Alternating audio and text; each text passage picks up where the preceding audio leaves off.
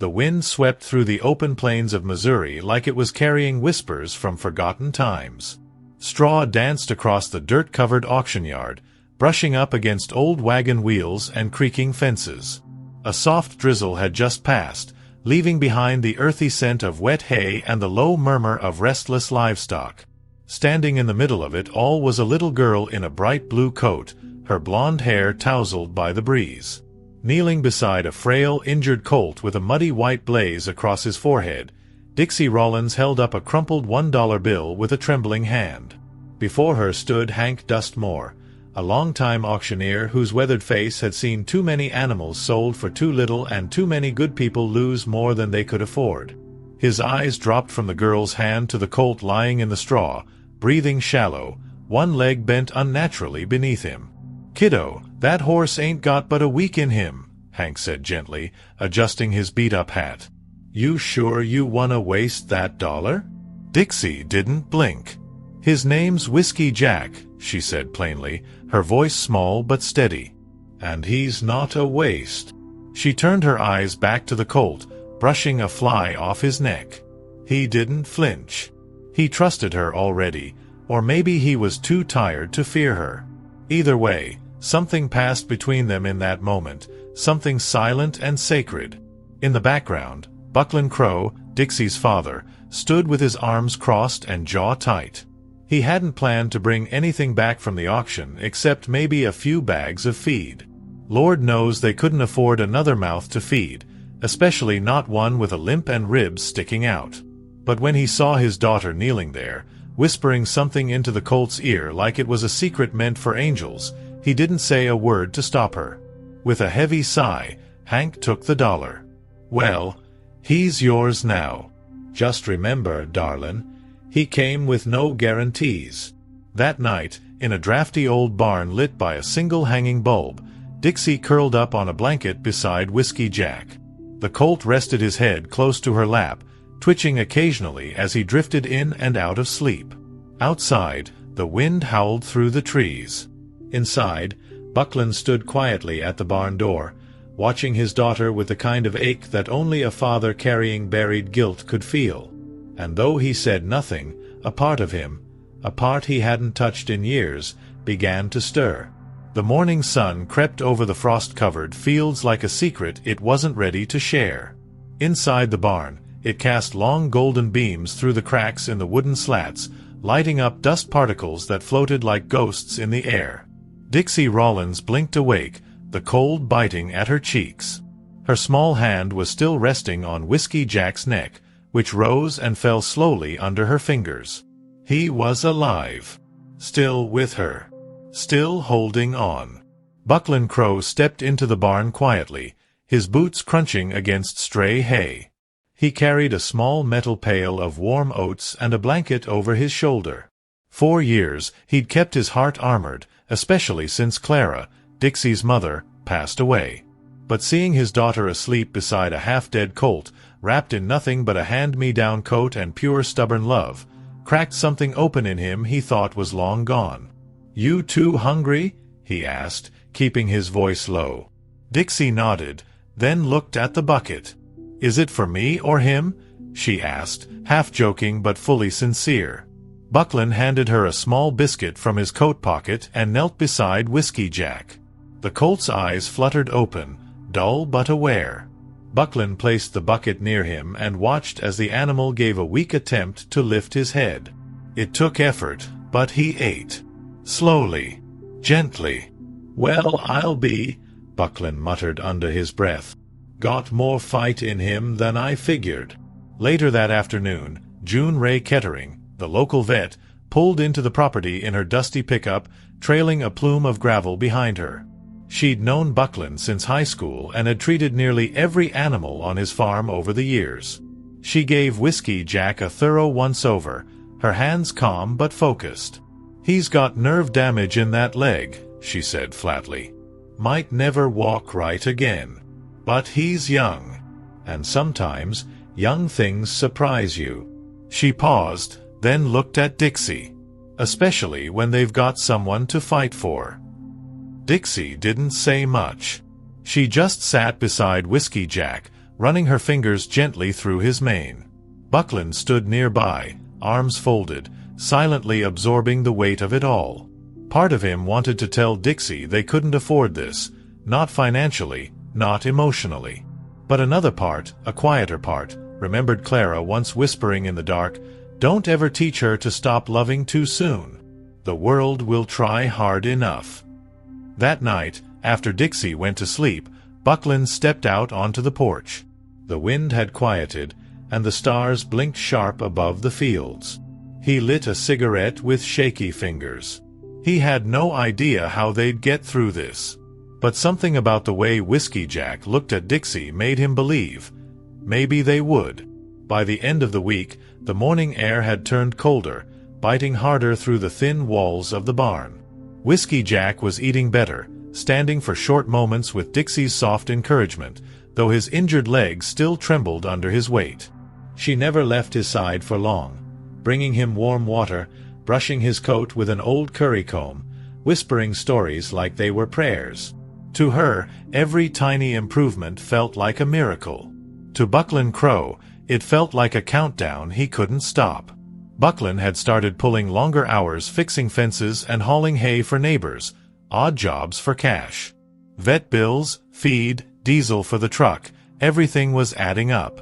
One night at the kitchen table, staring at the stack of envelopes growing like weeds, he pressed his palms into his forehead and let out a low, tired sigh. The barn light was still on. He could see Dixie's shadow moving back and forth, tending to the Colt. For a moment, he resented how easily she believed things would work out. That Sunday, Retta Jo Holler, the county's child welfare caseworker, showed up unannounced in a dark sedan. She wore a thick gray coat and a clipboard in hand. Dixie had missed school 3 days in a row, not intentionally, but she'd stayed behind to help Whiskey Jack stand, feed, walk. Retta glanced at the barn, then back to Buckland. "We've had some reports. Concerns about the girl. About the animal. About both." Her tone was polite but sharp, like she'd already made up her mind. Buckland's jaw tightened. "We're managing," he said simply, standing tall in the doorway. "She's fed, clothed, and loved. That's more than I can say for a lot of kids out there." Retta made a few notes, glanced toward the barn again, and nodded slowly. "Be that as it may, I'll be checking back." She turned to leave, her boots crunching on the gravel as the cold wind picked up. Buckland closed the door harder than he meant to. That night, Buckland sat with Tilda May Ransom, their elderly neighbor and one of Clara's oldest friends. He needed someone to talk to, even if he couldn't admit it. "I don't know how to give that little girl what she needs," he muttered, staring into his coffee. Tilda May smiled gently, her eyes lined with decades of pain and wisdom. "Maybe it's not about giving her everything, Buckland," she said. "Maybe it's just about not taking away the one thing that's giving her hope." Back in the barn, Dixie rested her head on Whiskey Jack's back. The Colt was breathing stronger now, his ears flicking when she spoke. In that quiet, between her words and his breath, something unspoken passed between them again. Not a promise, but something close. And outside, under the pale moonlight, Buckland stood silently in the shadows, listening. 3 days later, the sound of tires crunching over gravel stirred Buckland from his sleep. He glanced out the kitchen window to see a rust-colored truck rolling slowly up the drive. The logo on the door read Vexley Livestock Recovery in faded paint. Buckland's stomach sank. Gunnar Vexley. That name hadn't come up in years, and seeing it now felt like a ghost dragging its boots through the dirt. Buckland stepped out onto the porch just as Gunnar climbed down from the truck. He wore a thick jacket and a smug look, his boots too clean for a man pretending to be working class. "Heard you picked up a crippled colt for $1 at Hank Dustmore's place," Gunnar said, squinting toward the barn. "Funny thing is, I was told that colt was tagged for a different buyer. A buyer who never got notified the bid changed." Buckland's eyes narrowed. "A buyer like you?" Gunnar just smiled. "Might be." Inside the barn, Dixie was brushing Whiskey Jack's coat when she noticed the shadow outside the stall door.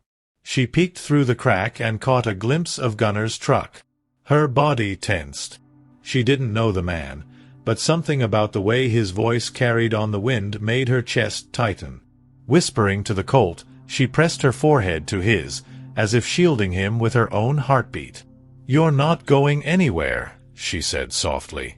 That afternoon, Buckland paid a visit to Hank Dustmore, who was fixing a loose fence near the old auction yard. "You remember anything strange about that Colt's tag?" Buckland asked. Hank wiped sweat from his brow, his face suddenly more serious. "There was a mix-up. Tags got switched between two pens. Happened quick, lot of animals coming in at once. I thought nothing of it, but now I'm starting to think someone was trying to hide that Colt from the books." Buckland's jaw clenched. "You think Gunner was planning to disappear him?" Hank hesitated, then nodded. "Wouldn't be the first time. Horses that don't sell clean don't always end up in the right places." The implication hit Buckland hard. If Dixie hadn't spoken up, if she hadn't handed over that $1, Whiskey Jack might not be alive right now. That reality burned deeper than he wanted to admit. He thanked Hank and left, heart pounding with unease. That night, Buckland sat beside Dixie in the barn, watching Whiskey Jack sleep. The Colt twitched in his dreams, his body still healing. "Some folks think he shouldn't be here," Buckland said softly. Dixie looked up at her father, eyes full of quiet defiance. "Then it's a good thing they don't get to decide."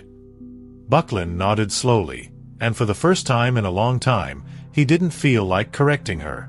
A storm had been brewing all day, thick clouds rolling in from the west, dragging shadows across the Rawlins pasture.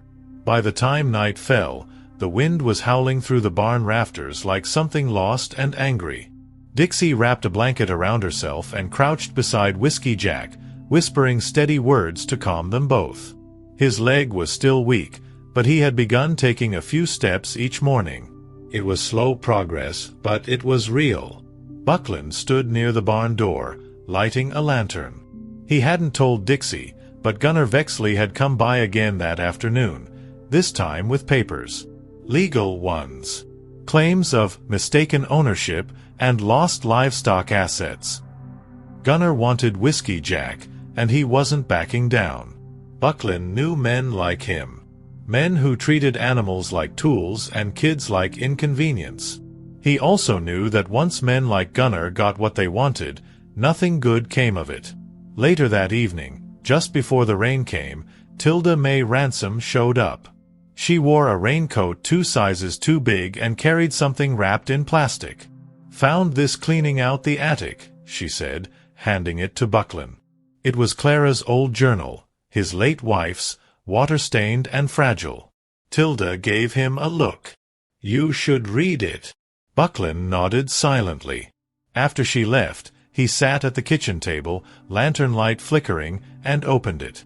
The pages were filled with sketches of horses, notes about herbal remedies, and, tucked between 2 pages, a photograph. Buckland stared at it for a long time. It was Clara, much younger, holding a Colt that looked just like Whiskey Jack. The same white blaze. The same eyes. On the back, written in Clara's looping handwriting, were the words, "Jack. The one we couldn't save." Buckland's hands trembled. Could it be? Was Whiskey Jack somehow connected to Clara's past? The storm hit full force around midnight. Thunder cracked like gunfire, and the rain slammed the barn roof.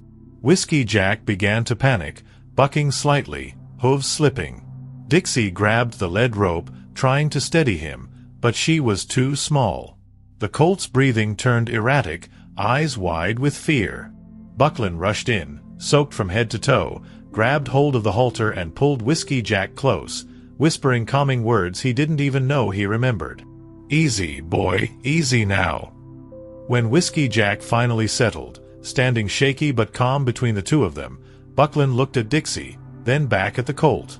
In that instant, something clicked. Not just about the storm, not just about Gunner, but about Clara and the strange, impossible way this Colt had come into their lives. He didn't say a word. He just held on tighter. The morning after the storm, the world was strangely quiet. Water pooled in every low spot of the pasture, and the barn smelled of wet hay and electricity.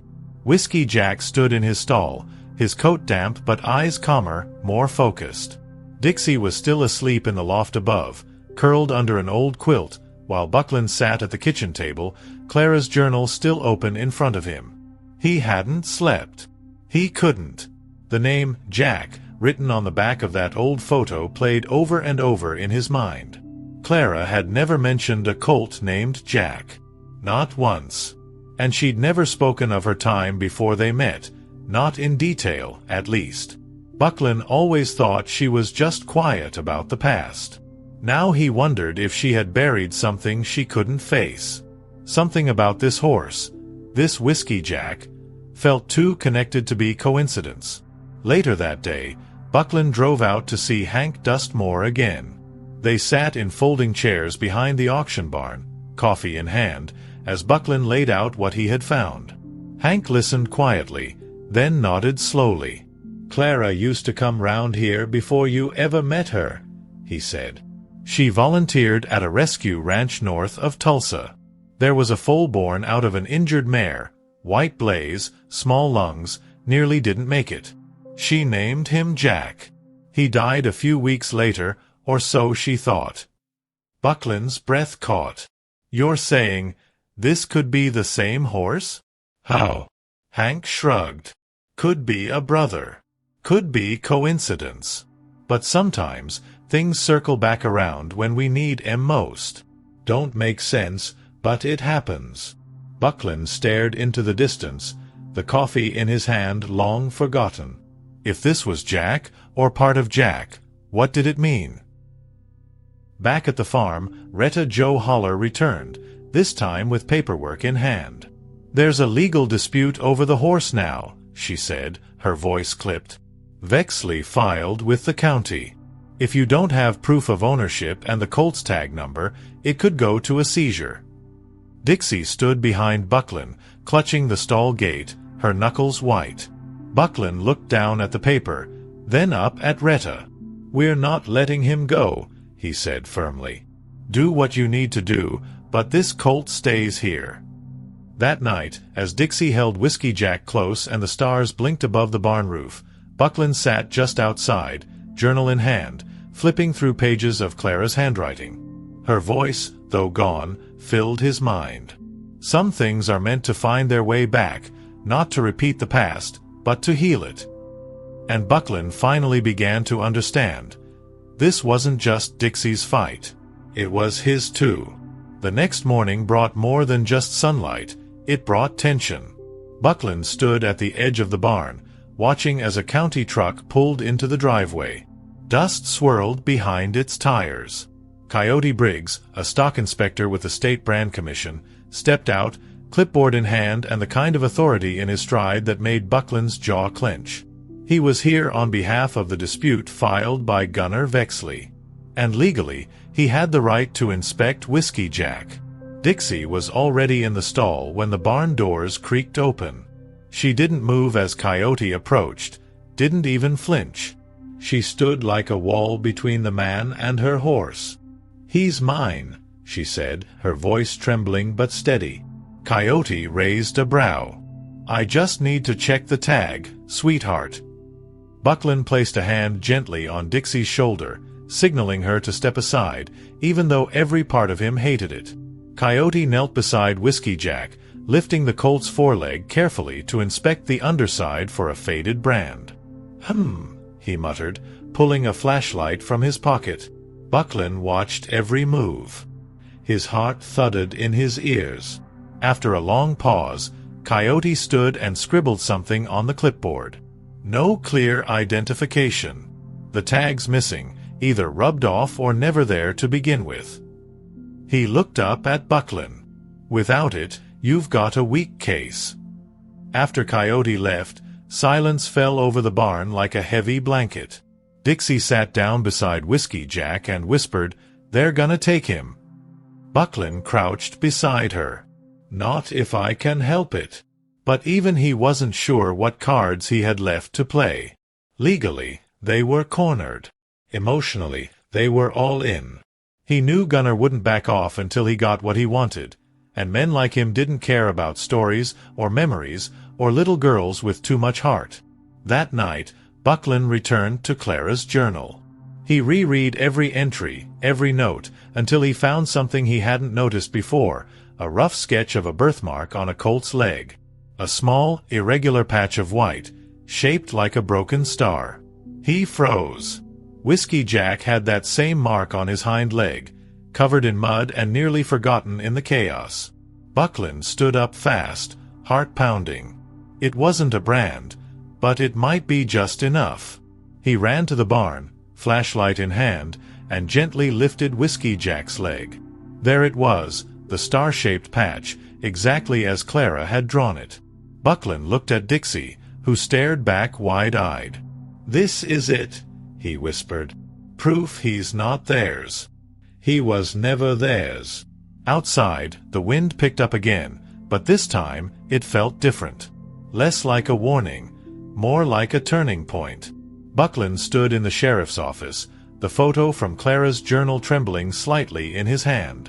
Across from him sat Retta Jo Holler, who eyed the paper with a skeptical frown. "You're telling me this sketch from your late wife's notebook is proof enough to stop a livestock seizure?" she asked. Buckland nodded, jaw clenched. "It's more than a sketch. It's a match, a perfect one. Same colt, same mark, same story my wife never got to finish." Retta looked at him a long moment, her eyes softening. "You know how hard it's going to be to convince the court this means anything?" Buckland leaned forward. He was born on a rescue ranch where Clara volunteered. She named him Jack. Everyone thought he died. But she kept this drawing. That mark, the star on his hind leg, it's not just a birthmark. It's a signature.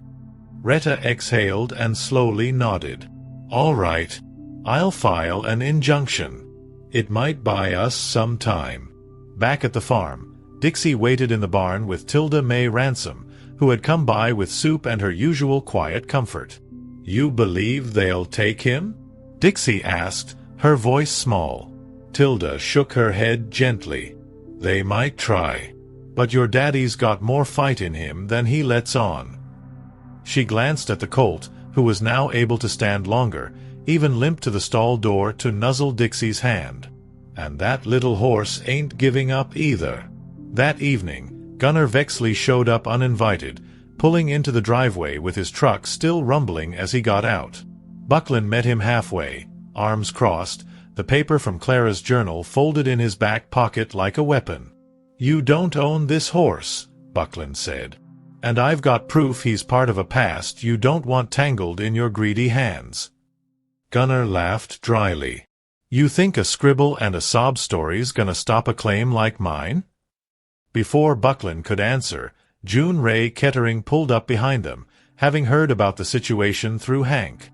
She stepped between them, lifting her phone. "I've documented every injury, every stage of recovery. That horse was neglected, malnourished, and injured when Dixie found him. If this goes to court, I'll testify under oath. You let him go, Gunnar, or it's your name that'll be dragged through the mud." Gunnar hesitated. For the first time, he didn't look so confident.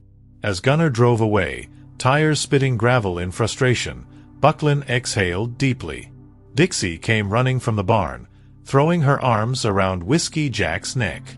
"He's safe?" she asked. Buckland nodded, emotion catching in his throat. "For now, baby. For now, he's right where he belongs." And as the sun dipped behind the hills, father and daughter stood in silence, the colt between them, no longer just a horse, but the living bridge between their broken pieces. 2 weeks had passed since Gunnar Vexley had backed off, but the weight of the fight still lingered. The barn was quieter now, not because the tension was gone, but because everyone had begun to breathe again. Whiskey Jack was walking better, his limp still visible but far less pronounced. Each step he took across the pasture felt like a small victory. Dixie never missed a day by his side, documenting his recovery in a little notebook she kept tucked into her jacket. One afternoon, Buckland found her lying on the grass beside the Colt, reading aloud from Clara's journal. "She used to write about horses like they were people," Dixie said, glancing up. "Like they had hearts that remembered." Buckland nodded, kneeling beside her. She believed that. She believed broken things could still be whole again, just different. He paused. "She'd be proud of you." Dixie looked away, blinking hard. "I wish I remembered her better." Buckland swallowed. "I see her every day, in you." That evening, June Ray Kettering came by to check Whiskey Jack's progress. "He's strong," she said after examining his leg. "Not perfect, but stronger than I expected." "You did good, Dixie." The girl smiled shyly, then looked at Buckland. "We both did." June nodded. "You know, sometimes the ones we save end up saving us right back." Her words hung in the air as the sun bled orange across the fields. Meanwhile, Buckland had started repairing the old fence line near the far end of the property, the same fence Clara used to paint every spring. It was a quiet job, but grounding. With each post he reset, he felt like he was rebuilding something more than wood and wire. Tilda May Ransom had been bringing over supper every few days, her presence steady, unspoken, and comforting. "Grief don't go away," she told Buckland one evening. "But it can soften, if you let it." One morning, as Buckland fed Whiskey Jack, he noticed something different. The Colt wasn't limping as much. In fact, he was almost trotting. Not gracefully, not like the wild ones, but enough. Buckland leaned against the stall and smiled for the first time in what felt like years. It wasn't just Whiskey Jack who was healing. It was all of them, piece by piece, step by step. And as the wind passed gently through the open barn doors, carrying the smell of earth and hay, Dixie stood with her hand on Whiskey Jack's back. "He stayed," she whispered. Buckland looked at her and said softly, "So did you." In that moment, neither of them needed to say anything more. Spring arrived slowly that year. The air warmed, the fields turned green again, and the last of the frost melted from the barn roof. Mornings were quieter now, filled with the sounds of birds returning and the steady rhythm of life beginning again. Whiskey Jack grazed near the edge of the pasture, moving with a careful confidence. His limp was still there, but it no longer defined him. He had learned to live with it, and so had they. Dixie had grown too. Not in size, though she had shot up an inch or two, but in spirit. She walked taller now, with a quiet strength in her eyes that hadn't been there before. Every morning, she fed Whiskey Jack without being asked, brushing his coat until it shone. Buckland watched her from the porch sometimes, hands wrapped around a cup of coffee, still amazed at what one broken horse and one fierce little girl had managed to mend in each other. The county eventually dropped the dispute. With June Ray Kettering's testimony, Retta Joe's reluctant support, and Clara's journal as emotional evidence, Gunnar Vexley backed off for good. He didn't have a case, and more importantly, he didn't have the heart for a fight he couldn't buy his way through. The legal papers were signed quietly one morning, and with them, Whiskey Jack officially became a Rawlins, in name, spirit, and everything that mattered. On the anniversary of Clara's passing, Tilda May Ransom came over with a small wooden box. Inside it were Clara's old horse ribbons, faded photos, and a hand-sewn halter she had made as a teenager. Dixie held it like it was a treasure map. "She loved horses more than anything," Tilda said, her voice cracking slightly. "She would have loved what you did for him." Dixie didn't say anything. She just nodded, eyes full of emotion too big for words.